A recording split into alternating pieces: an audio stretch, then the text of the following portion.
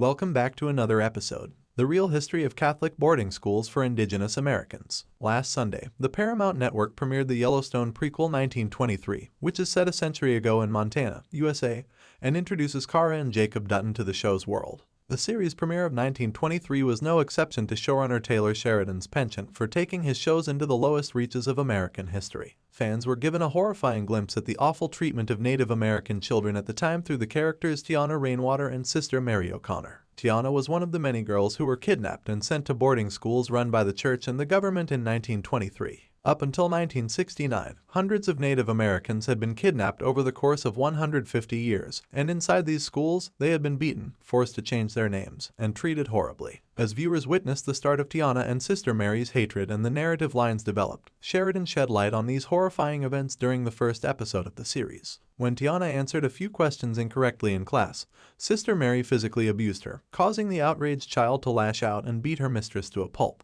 The head of the school, Father Renaud Sebastian Roch, then meted out an even more terrible punishment, abusing Sister Mary to the point where Teonna begged for forgiveness. Father Renaud then turned to Teonna and savagely whipped her across the back of the legs, causing excruciating anguish and dripping with blood. Fans heard the beginning of her escape plot to leave Sister Mary in the facility as she laid in bed next to a fellow student, although it is unclear whether she will be successful. Meanwhile, the actors who played the difficult-to-watch characters have opened up about playing such violent but real-life roles. The two admitted that both gave the other space if they needed it over the subject matter when they were recording the episode, demonstrating their complete respect for one another. All the first two sequences you see in episode 1, we filmed on our first day, says Sister Mary actor Ale of the occasion. It was very tense. That day, we had two cultural advisors. We had Yellowstone actors Mo Brings Plenty and Birdie, who play Crow. Our director, Ben Richardson, was fantastic. Teonna might be linked to Chief Thomas Rainwater of Yellowstone, who governs the Confederated Tribes of Broken Rock in the parent Taylor Sheridan book. Notably, despite their positions of authority, Teonna and Thomas are both subjected to severe abuse in their respective plays, albeit in different ways, which illustrates how little has changed in terms of how white governments treat indigenous peoples since the 1800 seconds. Although the Duttons are portrayed in both 1923 and Yellowstone as pioneering heroes of colonial